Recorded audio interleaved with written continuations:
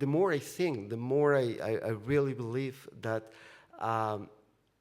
what Peter Buys undertook with his novel, The Aesthetics of Resistance, completed by the end of the 70s, when Harun Farocki actually went to visit him and shared his own enthusiasm about that novel, saying something like, I wish the story that is being told in this book, it were like my parents' generation, or I wish I belonged to this history. So the archive, it will come across as something that actually makes and fabricates the history we would have loved to have, and we did not have by whichever reason.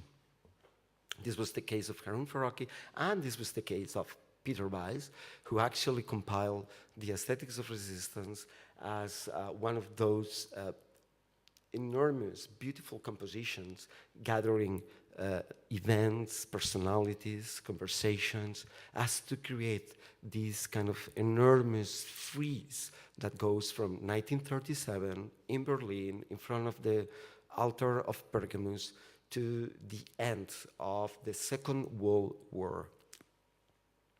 So my claim is that the novel, which has a lot of real data, it had to actually, it demanded to fabricate an archive for a past history that, of course, it had occurred, but it had not been told properly.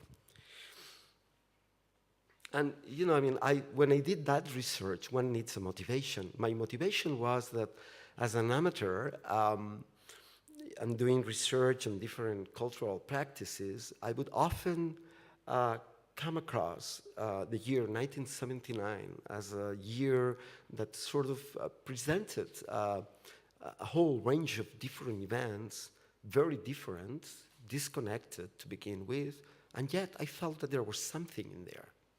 So I personally started to compile this sort of amateur archive, and whatever had happened in 1979, I put it in the back.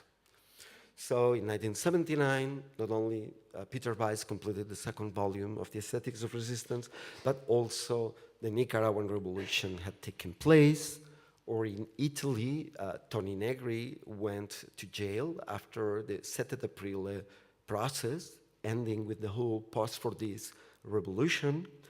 And the same month of April in Britain, Margaret Thatcher became prime minister.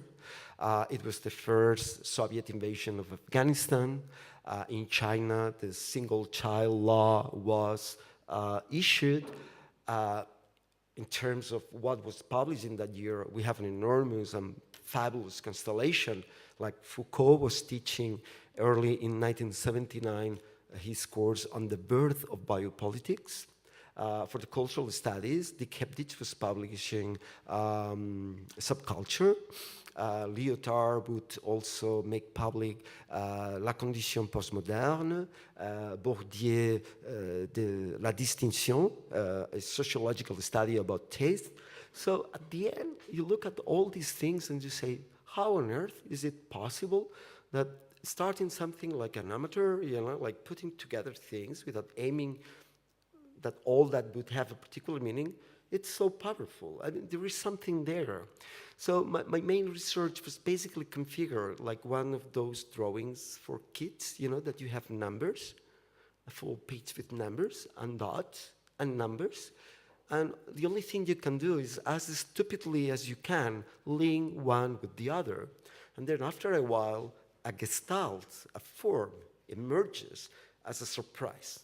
A form that you could not anticipate, something that you could not, by any means, control or figure out before you start with that very kind of, humble attitude, linking dots.